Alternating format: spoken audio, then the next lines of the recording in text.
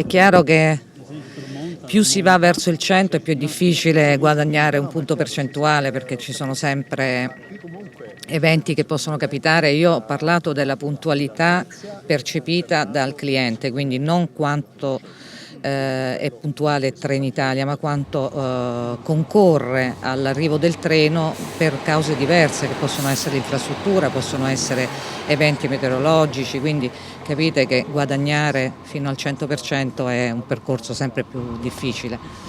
Non dipende solo da noi, ecco, questo volevo dire. Ci sono delle linee qua in Veneto, appunto, diceva il Presidente, che magari sono state considerate nel tempo di serie B e dove si sono riscontrati maggiori problemi. State lavorando con quest'ottica di nuovi treni e poi con che altro per migliorare il servizio?